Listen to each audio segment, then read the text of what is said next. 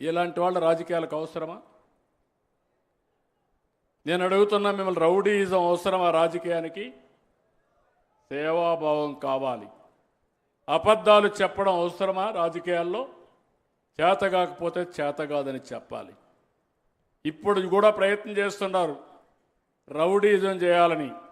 నేను ఒకటే చెప్తున్నా, ఒకసారి మోసపోయాను కానీ రెండోసారి మోసపోవడానికి కొండే సిబిఎన్. ఏం తమ్ముళ్ళు మిమ్మల్ని అడుగుతున్న, కఠినంగా ఉండాలనా లేదా? ఏమమ్మా ఆడబిడ్డలో కఠినంగా ఉండాలనా లేదా? ఏజెన్సీ ఏరియాలో గంజాయి పెంచి మన పిల్లల జీవితాలు నాశనం చేయాలనుకున్న వ్యక్తులు మళ్ళా కపట నాటకాలతో వస్తే క్షమించాలా అని మిమ్మల్ని అడుగుతున్నా. అందుకే మీకోసం గట్టిగా ఉంటా, స్టబన్గా ఉంటా.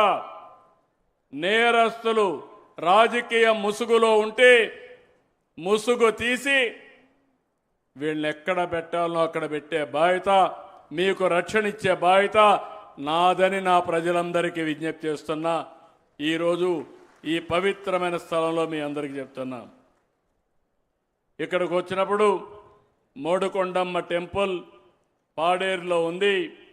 ఇక్కడ ఈ టెంపుల్ని అభివృద్ధి చేయాలని కోరారు. ఒక 2 కోట్ల రూపాయలు ఖర్చు అవుతుందని చెప్పారు.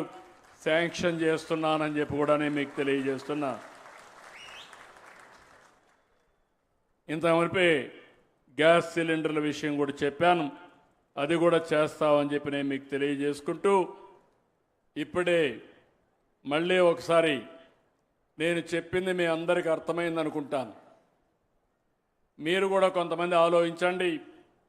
జీవో నెంబర్ 3ని ఏ విధంగా మళ్ళీ దాన్ని ఏ రూపంలో పునరుద్ధరించాలో అందరితో నేను మాట్లాడుతున్నా. మొన్నే చర్చలు కూడా చేశా, ఇంకా చేస్తా. వేరియస్ ఆప్షన్స్ ఉన్నాయి. ఒకరిద్దరు 5(1) కింద అప్పుడు ఇచ్చాం రాజ్యాంగంలో, ఇప్పుడు 5(2) కింద ఇస్తే నిలుస్తుందని కూడా అంటున్నారు. కానీ నిలవకపోతే మళ్ళా 5-10 ఏళ్ళు పోతుంది. బెనిఫిట్ రావాలి, మీకు న్యాయం చేయాలి. మీ అందరితో మాట్లాడి వీలైనంత తొందరలో, అత్యంత తొందరలో నిర్ణయం తీసుకుంటానని మీ అందరికీ హామీ ఇస్తున్నా. ఎప్పుడు కూడా నేను ఒక్క మంచి పని ఈరోజు చేయాలంటే సాయంత్రం వరకు కూడా వెయిట్ చేయను, ఉదయమే చేసేస్తా.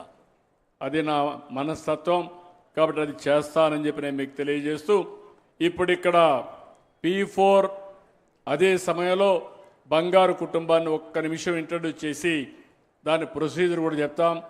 దానిపైన మనం వైండప్ చేసుకుందాం. బంగారు కుటుంబం